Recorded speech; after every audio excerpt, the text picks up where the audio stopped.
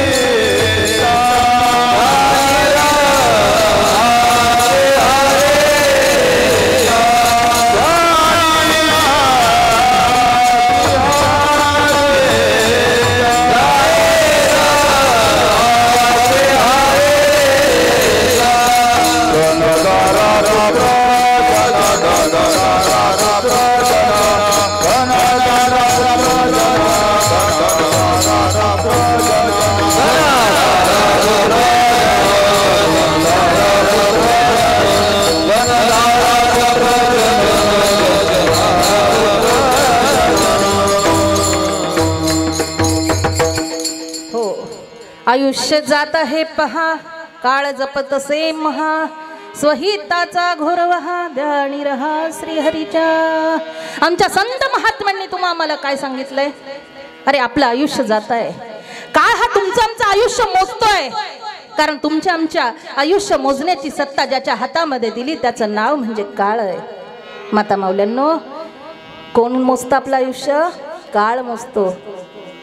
कारण की या काळाला मापाऱ्याची उपमा जगद्गुरु तुकोबरायाने एका अभंगामध्ये खूप सुंदर दिली बघा. आयुष्य मोजाया पहिला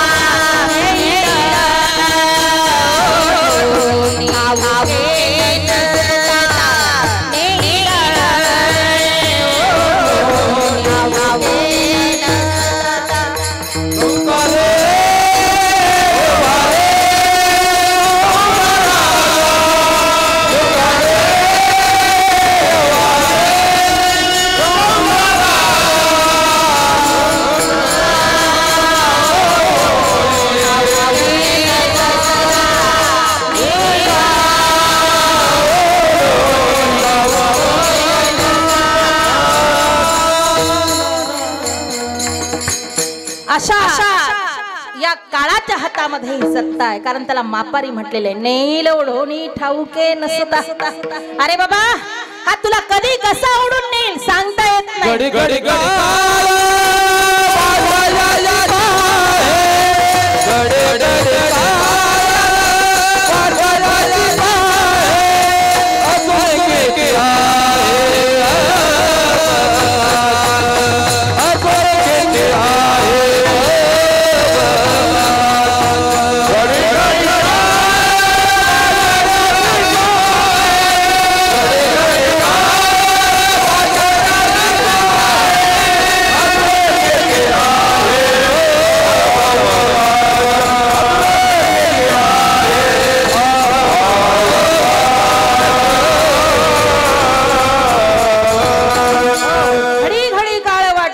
आहे. अजूनही किती आहे अवकाश. अरे तो काळ म्हणतो याला खायचंय बाबा, खायचंय. तिथे वशिलाबाजी चालत नाही. तिथे जर वशिला चालला असता ना, तिथे जर वशिला चालला असता तर बघा आज इतके वशिले लागले असते. काल्याच्या कीर्तनामध्ये आपल्या जेऊरकर बाबांनी खूप सुंदर सांगितलं. म्हटले अरे बाबांनो आपलं भाग्य त्या भगवंताने वरती वशिला ठेवला नाही. म्हटले जर वशिला ठेवला असता ना, पैसा नेऊन त्या ठिकाणी जर जागा भेटल्या असत्या तर लवकर पहिली गोष्ट सगळे प्रत्येक जण म्हटले कंटेनर खरेदी करण्यात गुंतले असते. हो, पैसा भरून न्यायला आणि जागा घ्यायला. तिथं वशिला चालत नाही. घडी गाळ वाट याची बाहे.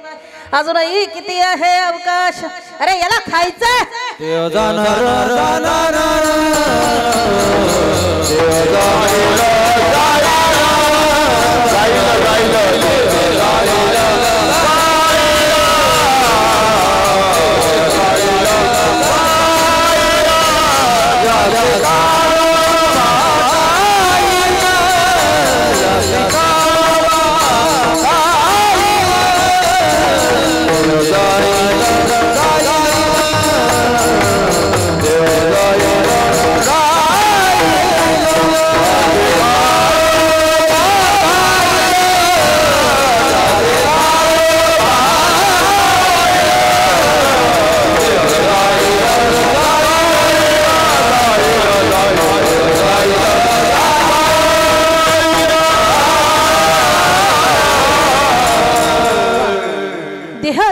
जाईल यासी कळोबा खाईल. अरे तो काळ तुम्हाला खाण्यासाठी गिळंकृत करण्यासाठी टपून बसलाय आणि तो तुमची गय करणार नाही. तो तुम्हाला उचलून नेईल. कोणासारखा उचलून नेईल उदाहरण देतात.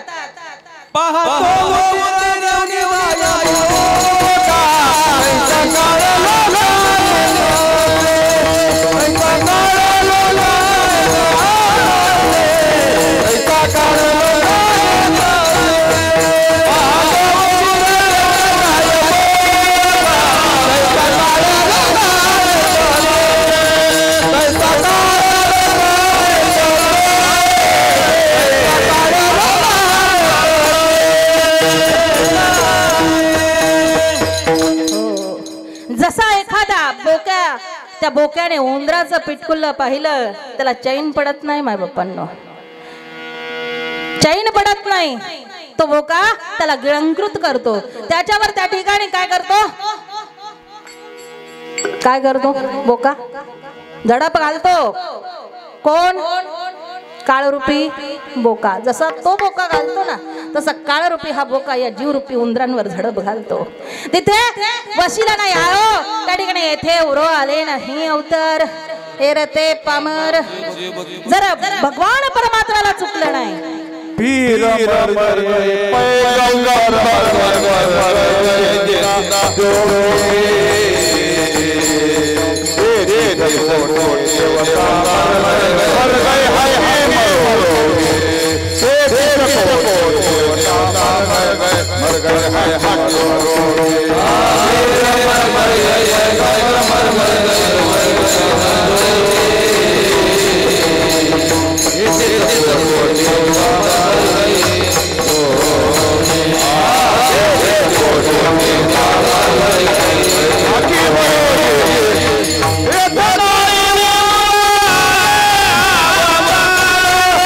Yeah.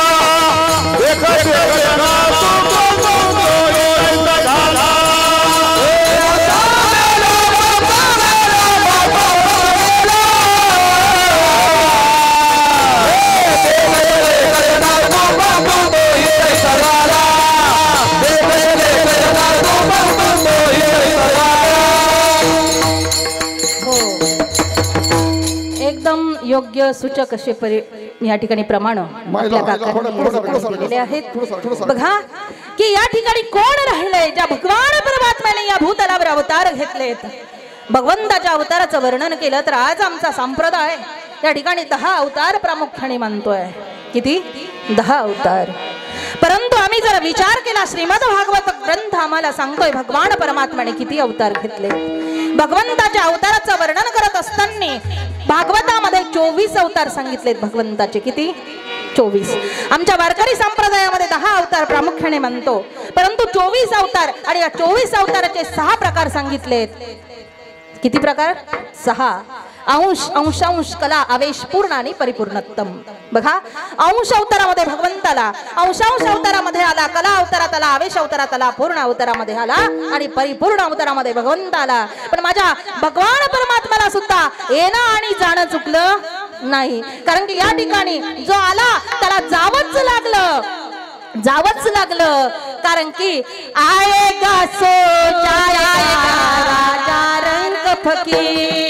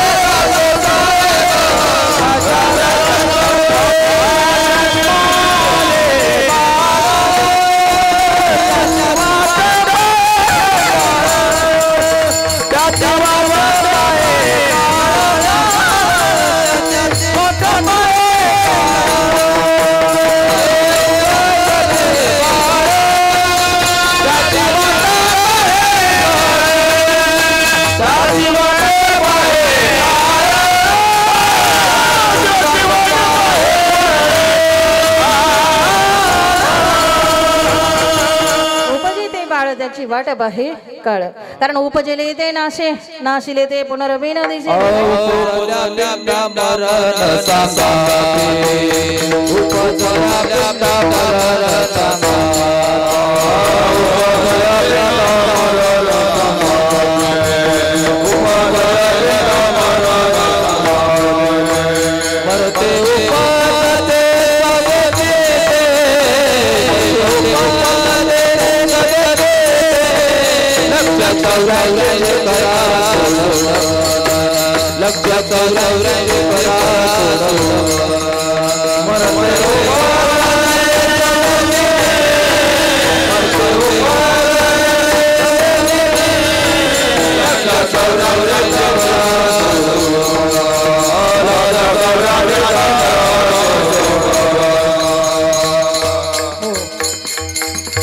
बघा अशा 84 लक्ष योनी तुम्हा जीवाला या फिरायच्या आहे आणि त्याच्यातून तुम्हाला मुक्त व्हायचं आहे, कारण की प्रमाण खूप देण्यासारखे आहे। आयुष्यामध्ये माय बापांनो काय काय करायचं आणि काय काय होतं याचे प्रमाण माझ्या संत महात्म्यांनी खूप लिहून ठेवले आहे, परंतु त्या ठिकाणी तुम्ही आम्ही ते प्रमाण आत्मसात करत नाही, त्याचा विचार करत नाही आणि म्हणून तुम्हाला काळाच्या या धाडामध्ये जावं लागतंय, कारण की काळ तुमचं आमचं आयुष्य मोजतोय। आयुष्य एक ना एक दिवस जाणार आहे हे आपण बघितलंय, कारण की आयुष्य कुणासाठी थांबून बसत नाही आणि जन्माला येणं आणि जाणं चाललेलंच आहे। पुनरपी जननम पुनरपी मरणम, अरे जन्म मरण हे चाललंच आहे। तुकोबराय सांगतात तू का म्हणे माळ गुंतली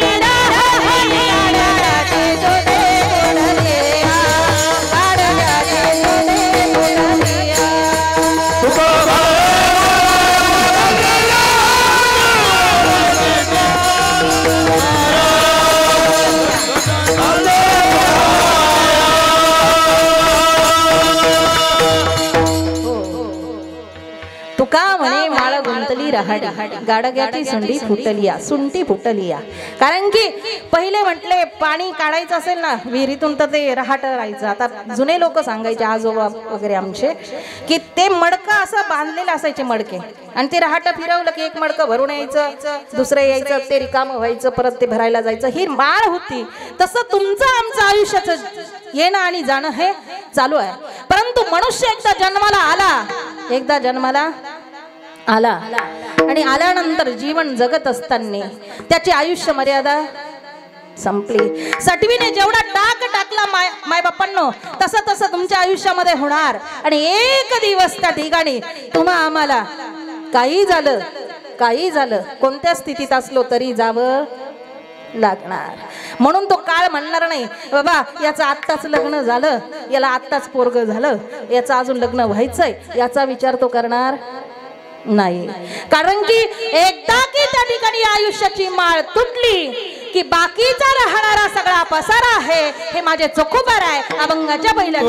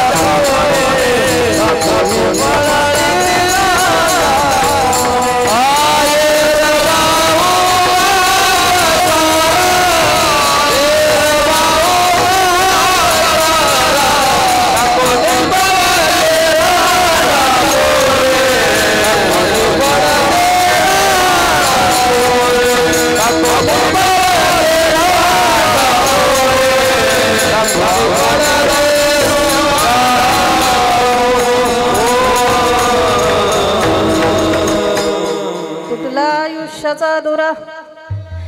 अरे एकदा आयुष्याचा दोरा तुटला ना बाबा की हे सगळं राहणार म्हणजे मायेचा बाजार आहे. ए रवाउगा पसारा ज्याला माझं माझं माझं करत करत करत तुम्ही आम्ही आयुष्य घालतो पण हा सगळा मायेचा बाजार आहे.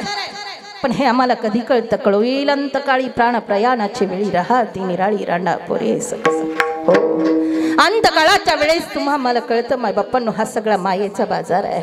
अरे ज्या वेळेस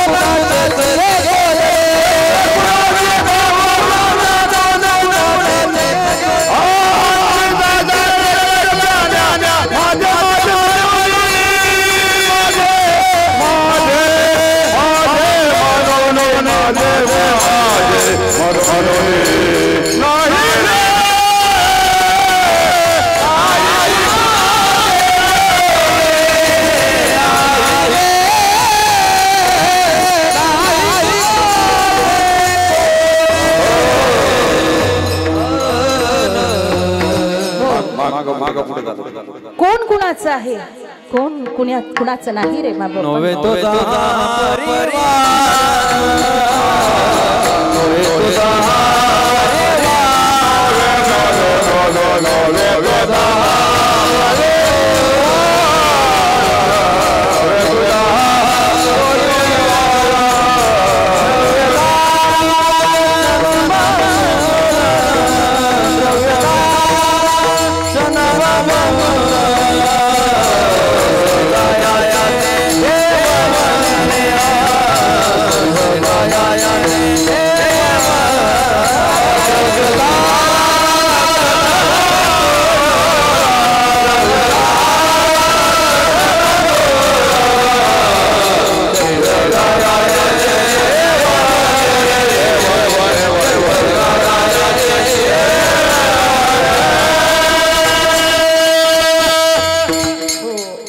अशा आयुष्यामध्ये माय बाप्पांना कोणी कुणाचं नाही आहे कोणी नाही कारण ज्या वेळेस जीवावर वेळ येते ना त्यावेळेस कोणी सोडवत नाही सोडविना कोणी पाठची बहीण शेजीची कामीन दूर राहे अरे ज्याला आपण आपलं आपलं म्हणत जातो अरे ज्याच्यासाठी हडाची काढ करतो रक्ताचं पाणी करतो उन्हातनामध्ये दिवसभर घाम गाळतो तळहातावरच्या फोडाप्रमाणे मायबापांनो ज्याला जपतो ज्याच्यासाठी अनवणी पायाने फिरतो अरे ज्याच्यासाठी दुसऱ्याच्या दारामध्ये साल घालतो अरे ज्याच्यासाठी जिने जन्माला घातलं ती आई दुसऱ्याच्या दारामध्ये धुनी भांडी करते अरे ज्याच्या शिक्षणासाठी स्वतः फाटकी कोपरी घालतो पण माझा मुलगा सुटबुट मध्ये दिसावा याच्यासाठी रात्रंदिवस स्वप्न बघतो रात्रंदिवस काबड कष्ट करतो ना अहो असा मुलगा ज्याच्यासाठी आम्ही एवढं स्वप्न बघतो पण तो मुलगा सुद्धा आम्हाला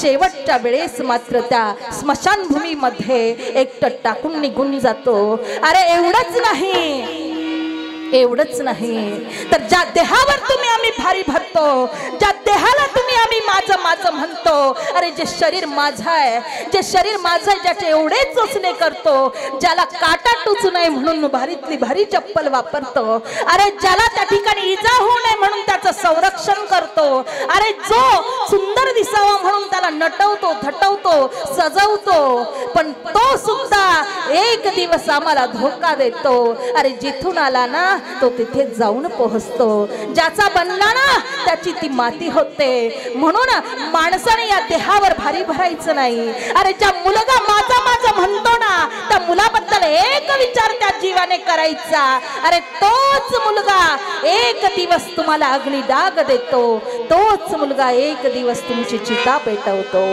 हो तोच मुलगा ज्या मुलासाठी आम्ही आज रात्रंदिवस त्या ठिकाणी डोळ्यात तेल घालून त्या ठिकाणी त्याला वाढवलं त्याचं संगोपन केलं त्याला शिकवलं ही जगाची रीत आहे तुमची आमचीच नाही माय बापांनो आमचे आईबाप तुमच्या त्या ठिकाणी आमच्याकडून काही स्वप्न ठेवतात काहीतरी अपेक्षा ठेवतात आणि एक दिवस त्या ठिकाणी भुरकून उडून जातात हो सगळा मायेचा बाजार एरती माई के दुःखाची जनती नाही आधी अंती अवसानी अरे येतानी सोबत आलो नाही जातानी काय जाणार अरे दे देगा आग तुझको बेटा जो खास होगा दो गज कफन का टुकड़ा तेरा लिबास होगा अरे मिट्टी से मिले मिट्टी बाकी ये राख होगी सोने से तेरी काया जल करके खाक होगी अरे ह्या देहाची माती होते माय बापांनो राख होते राख हो पण या देहावर तुम्ही आलात ना भाग्य आहे या देहाचं महत्त्व समजून घ्या हा कुणालाही मिळत नाही 84 लाख योनीचा फेरा फिरून कुठे ज्या योनीमध्ये पाप पुण्य समान होईल तेव्हा या देहाचा नंबर लागेल तेव्हा हा जन्म तुम्हाला प्राप्त होईल अन्यथा मनुष्य देह मिळेल याची शाश्वती नाही मानवाची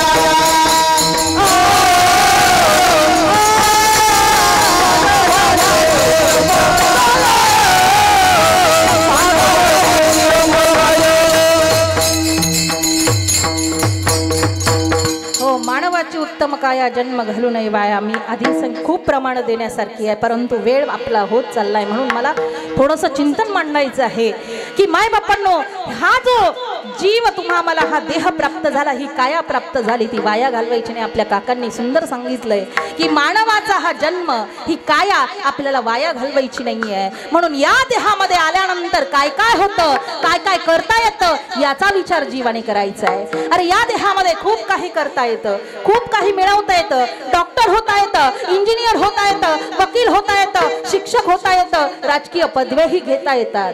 या देहामध्ये सर्व काही पदव्या तुम्हाला आम्हाला घेता येतात. कारण आयुष्य देहाचे निज्ञाने किंवा मनुष्य देहाचे निज्ञाने सचिदानंद पदवी घेणे एवढा अधिकार नारायण कृपावलोकने दिलेला.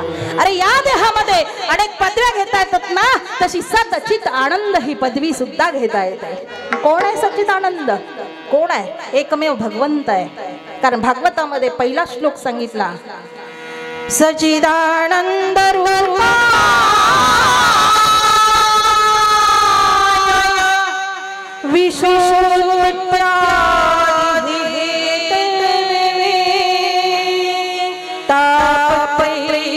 विनाशाय श्रीकृष्णाय एक भगवंत आहे. कोण? सचित आनंद घन असणारा. हो, ती पदवी जीवाला याच देहात येऊन प्राप्त करता येते. म्हणून स्वर्गीचे आमार इच्छिता ते देवान मृत्यू लोकी व्हावा जन्मावा. उगाच नाही म्हणत, उगाच नाही म्हणत की मृत्यू लोकात जन्माला यायचं का.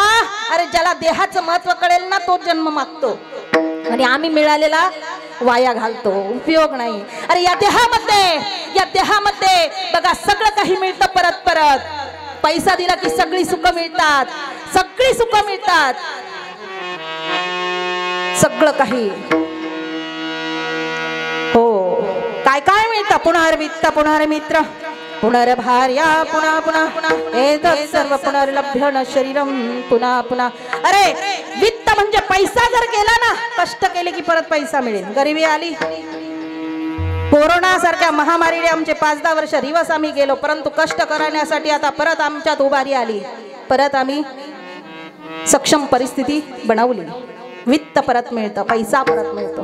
एखादा मित्र दुरावला, त्याचे आपले तत्व नाही पटले, परत दुसरा मित्र आयुष्यामध्ये करता येतो. भार्या पत्नी त्या ठिकाणी अर्ध्यावर सोडून गेली, दुसरी पत्नी करता येते, मिळते.